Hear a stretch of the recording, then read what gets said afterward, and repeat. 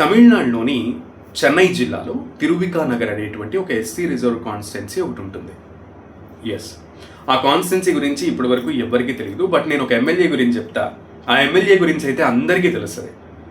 ఆమె ఎలక్షన్స్లో TVK party నుంచి మొదటిసారి టీవీకే పార్టీ ఎలా అయితే మొదటిసారి కంటెస్ట్ చేసిందో అలాగే ఆ టీవీకే పార్టీ నుంచి మొదటిసారి బీఫామ్ తీసుకుని మొదటిసారి కంటెస్ట్ చేసినటువంటి పల్లవి అంటే అందరికీ తెలుస్తుంది.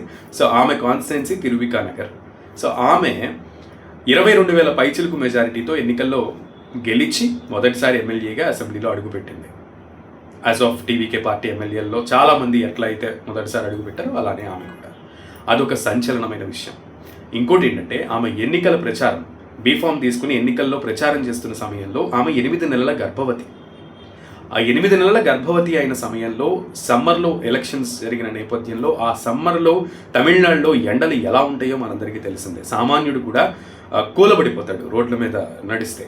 అలాంటి సమయంలో కూడా ఆమె ఎక్కడా వెనకడుగు వేయకుండా ప్రజాసేవ చేయాలనేటువంటి ఒక తపన ఆమెని ముందుకు నడిపించింది. ప్రజాసేవకై ఆమె పరితపిస్తున్న విధానం ప్రజలని మెప్పించింది. ఆమెని అసెంబ్లీలో అడుగుపెట్టేటట్టు చేసింది.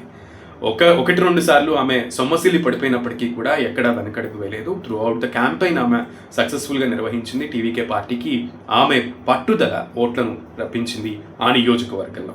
అలా ఆమెని అందరూ కూడా మెచ్చుకున్నటువంటి పరిస్థితి. ఇక గెలిచిన తర్వాత అసెంబ్లీలో అడుగుపెట్టి ప్రమాణ స్వీకారం చేస్తున్న సమయంలో కూడా ప్రెగ్నెంట్ ఎమ్మెల్యేగా ఆమెని అటు తమిళనాడు అసెంబ్లీనే కాదు, తమిళనాడే కాదు, యావత్ దేశం అంతా కూడా ఆమెని మెచ్చుకున్నారు, అభినందించారు ఆమె పట్టుదలకి, ఆమె అంకిత భావానికి.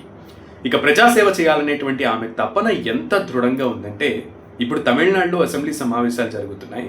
ఈ అసెంబ్లీ సమావేశాల్లో ఆమె ఒక లాక్టేటింగ్ ఉమెన్గా ఉన్నారు.